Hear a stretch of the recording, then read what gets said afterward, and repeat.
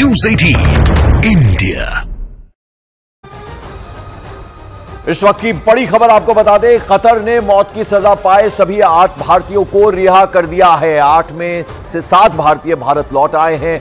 भारतीय नागरिकों की रिहाई पर भारत सरकार ने कतर की गवर्नमेंट का आभार जताया है। 26 अक्टूबर 2023 को कतर में जासूसी के आरोप में 8 भारतीयों को फांसी की सजा दी गई थी।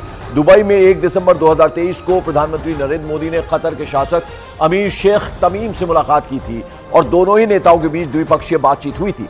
और अब सभी 8 भारतीयों को कतर ने रिहा कर दिया, जिनमें से 7 भारतीय वापस भारत आ चुके हैं। तो एक बड़ी डिप्लोमेटिक जीत इसे बताया जा सकता है। प्रधानमंत्री नरेंद्र मोदी ने पहल की और अब ये जो भारतीय हैं वो रिहा होकर वापस भारत आ गए। खुशी हो रही है कि वापस इंडिया पहुंच गए हम सेफ एंड साउंड। और definitely honourable prime minister Shri Modi को धन्यवाद करना चाहेंगे कि उनके पर्सनल इंटरवेंशन से ये पॉसिबल हुआ, और गवर्नमेंट ऑफ कतार के हिज एक्सेलेंसी द अमीर को कि उन्होंने ये होने दिया। एंड बस यही बोलना चाहेंगे, thank you very much. Without the intervention of prime minister Modi it won't be, आज हम आपके सामने खड़े नहीं हो रहे होते अगर इंटरवेंशन नहीं होता at that level, highest level. And specially government of India, उनके अथक प्रयास से कि वो कंसिस्टेंटली लगे रहे and we are there in front of you. Thank you. Same thing, very very thankful to the government and prime minister Modi कि हम लोग बाहर आ सके और वापस अपने कंट्री में आ सके। Thank you so much. और फोन लाइन पर हमारे सहयोगी संदीप बोल इस वक्त हमारे साथ जुड़ रहे हैं। संदीप बोल, जैसा कि तमाम भारतीय जो रिहा हुए उनको अभी हमने सुना, उनका सबका यह कहना है कि इंटरवेंशन किस लेवल का हुआ, वो काम आया। प्रधानमंत्री ने सीधा शेख से बातचीत की और एक बड़ी डिप्लोमेटिक जीत इसे कहा जा सकता है। बिल्कुल, देखिए बहुत बड़ी कूटनीतिक जीत है, क्योंकि अगर कतर में फांसी की सजा पाए हुए अगर भारतीयों को भारतीय अगर भारत आते हैं तो जाहिर सी बात है कि हाईएस्ट लेवल का इंटरवेंशन है।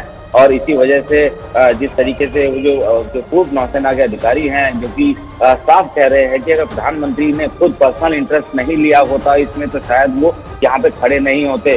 तो ये एक बहुत बड़ी जीत है, कूटनीतिक जीत है उन परिवार वालों के लिए भी जो कि लगातार इस आस लगाए बैठे थे कि उनके लोग जो कि कतर में फंसे हुए हैं, जिनको मौत की सजा दी गई है, और सबको पता है कि वो गलत तरीके से फ्रेम किए गए होंगे, क्योंकि वहाँ पे लगातार पाकिस्तानी इंटरवेंशन इतना ज्यादा बढ़ चुका है कतर में। तो लग रहा था कि ये सारी चीजें उसी के तहत हो रही है, लेकिन अच्छी चीज ये है पंकज की ये सारे जो है उनको रिहा कर दिया गया है और जिनमें से 7 भारत लौट भी आए हैं। बिल्कुल, तो बड़ी कूटनीतिक जीत है। बहुत बहुत शुक्रिया संदीप बोल हमारे साथ जुड़ने के लिए। और आइए जरा अब आपको यह बता दें कि इस पूरे मामले में कब क्या हुआ था, ये जरा आपको समझा दें। तो 8 भारतीय थे जिन्हें की रिहा कर दिया गया। जासूसी का इन पर आरोप था। 8 भारतीय नागरिकों को हिरासत में लिया गया और फिर 1 अक्टूबर 2022 को भारत के राजदूत ने मुलाकात की थी। 3 अक्टूबर 2022 को पहला काउंसलर एक्सेस दिया गया था। इस पूरे मामले को हम आपको समझा रहे हैं। 25 मार्च 2023 को भारतीय नागरिकों के खिलाफ आरोप तय कर दिए गए। 29 मार्च 2023 को मुकदमा शुरू किया गया इन 8 भारतीयों के खिलाफ। फिर 26 अक्टूबर 2023 को 8 भारतीय नागरिकों को फांसी की सजा सुना दी गई। 20 नवंबर 2023 को फांसी के खिलाफ कोर्ट में अपील की गई और 1 दिसंबर 2023 को प्रधानमंत्री मोदी ने कतर के शासक अमीर शेख तमीम से मुलाकात की। भारत के राजदूत को काउंसलर एक्सेस दिया गया 3 दिसंबर 2023 को। 7 दिसंबर 2023 को कोर्ट में फिर से इस पूरे मामले की सुनवाई शुरू हुई। 28 दिसंबर 2023 को कतर की कोर्ट ने फांसी की सजा को पलट दिया। ये पूरा मामला हम आपको बता रहे हैं। 12 फरवरी 2024 को 8 भारतीय नागरिकों को रिहा कर दिया गया। यानी आज 7 भारतीय जो हैं वो वापस आ गए हैं। तो एक बड़ी कूटनीतिक जीत, एक डिप्लोमेटिक इसको जीत का बात कही जा सकती है इस पूरे मामले में। 2 तस्वीरें हम आपको दिखा रहे हैं कि किस तरह से कतर में जो 8 भारतीय वो रिहा हो गए, 7 भारतीय वापस अपने वतन लौट आए हैं। बेहद खुश हैं वो, प्रधानमंत्री का शुक्रिया अदा करते हुए नजर आए। और अब देखिए कि किस तरह से प्रधानमंत्री ने कतर के शेख से मुलाकात की और फिर उसका असर ये हुआ कि ये 8 भारतीय रिहा कर दिए गए। फांसी की सजा इन्हें सुनाई गई थी, जासूसी का इन पर आरोप लगा था, लेकिन अब ये रिहा हो गए। उनके चेहरे पर खुशी देखी जा सकती है और बेहद खुश हैं, प्रधानमंत्री का शुक्रिया अदा करते हुए नजर आए।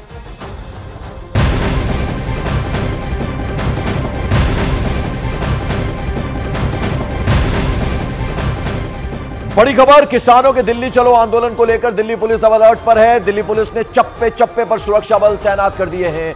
जो बॉर्डर्स हैं, सिंधु बॉर्डर पर धारा 144 लगा दी गई है। किसी भी तरह की भीड़ जुटाने पर पाबंदी लगा दी गई है। दिल्ली के ही औचंदी बॉर्डर पर भी 144 धारा लगाई गई है। दोनों ही बॉर्डर्स दिल्ली से हरियाणा और पंजाब को जोड़ते हैं।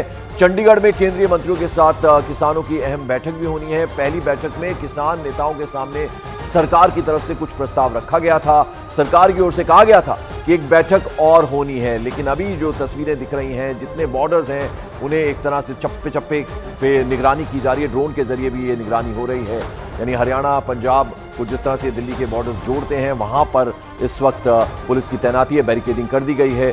सभी बॉर्डर सील कर दिए गए हैं और सिंधु बॉर्डर पर धारा 144 भी लगा दी गई है। यानी वहां से जो भी गाड़ियां गुजर रही हैं उनकी बाकायदा चेकिंग की जा रही है।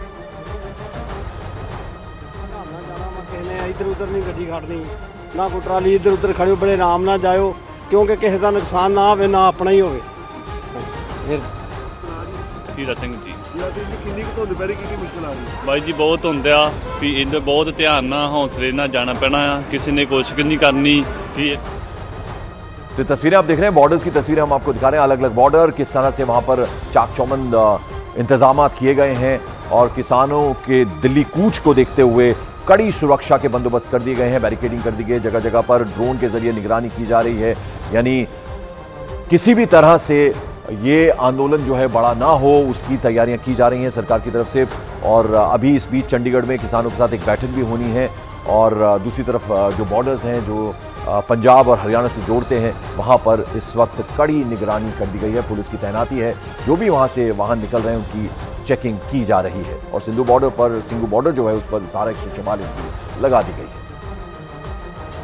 बैरिकेडों की ये लंबी कतार लगी हुई है दिल्ली और उत्तर प्रदेश के बॉर्डर, गाजीपुर बॉर्डर पे। जिस तरीके से किसानों ने दिल्ली कूच का कार्यक्रम बनाया है, उसके मद्देनजर तमाम बॉर्डरों पर इस तरीके की तैयारियां देखने को मिल रही है। गाजीपुर बॉर्डर की सबसे पहले तस्वीरें दिखा रहे हैं। रोड पूरी ब्लॉक कर दी गई है। ये देख रहे हैं आप, दिल्ली पुलिस की बसें हैं जिनको लगाकर इसे ब्लॉक किया गया है। जगह जगह आपको बैरिकेडिंग नजर आ रही है। रास्ता दिल्ली से उत्तर प्रदेश और खास तौर पर उत्तर प्रदेश से दिल्ली आने वाला ब्लॉक किया गया है। यानी कि जिस रूट पर फिलहाल हम खड़े हैं, यहां से लोग नीचे की तरफ से आके यूपी से दिल्ली एंटर करते थे, इसे ब्लॉक कर दिया गया है। जो बिल्कुल छोटा सा गैप लोगों को बीच में यहाँ पर नजर आ रहा है, वहीं से लोग अपने दोपहिया वाहन जो है वो लेते हुए चल रहे हैं, आगे की तरफ बढ़ रहे हैं। एक तस्वीर और दिखाते हैं कि देखिए यहाँ पर